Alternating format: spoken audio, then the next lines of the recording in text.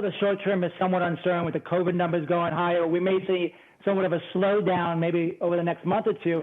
I think the market's got this right, that we're going to be looking forward 12, 18 months higher, and the economy should continue to recover. And the other thing that's really important is we think we're in the very early innings of a multi-year economic expansion. And typically stocks rise during expansion. In fact, about 85% of the time, stocks rise when the economy's in expansion. And we've been saying really for several months now, we're in a multi-year bull market.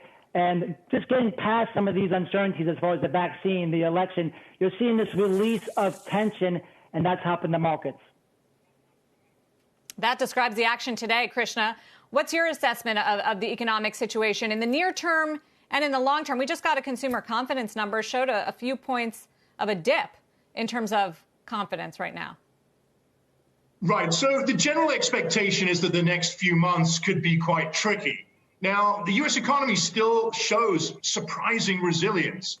You know, you've had a recently good set of PMIs, for instance, coming in.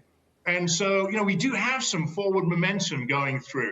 That said, we're running into this, you know, the drag from this resurgence of the virus. We're also exhausting the CARES Act fiscal support. So we should, I think, expect to see some slowing over this period ahead. The issue is, you know, when you look beyond that, I think the market is gathering additional confidence that with the vaccines coming through, we're going to look at a much more vigorous and sustained cyclical expansion taking hold by the middle of next year, if not before.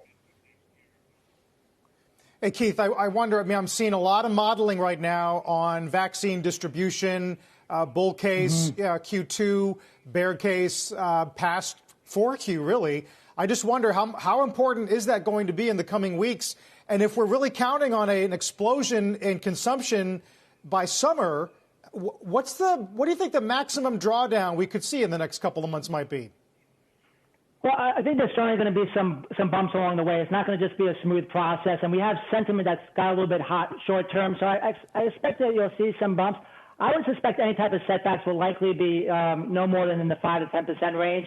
And that's because there was so much money that was taken out of this market ahead of the elections before this that people are just getting back on. And if you think about it, again, it doesn't matter if it's the second quarter or the third quarter. You know, stocks are businesses based on multi-years of cash generation. So if it gets pushed back, yes, the market will be disappointed short term, but we will eventually get there. There's light at the end of the tunnel. And we think that equities still look really good relative to other assets. And with that, Carl, if we do see some of the setbacks, we would be using that to move into some of these cyclical areas. And we also are positive on small caps. I know small caps have had just a big run this last month, but it's just a small turn. They're still underperforming by about 30% the last 3 years. And that's a better way, in our view, to play a cyclical reflation trade. But we also still want to have some of those growth names to help offset things when we do have some of those periods of unevenness, as you just mentioned. Shepard Smith here. Thanks for watching CNBC on YouTube.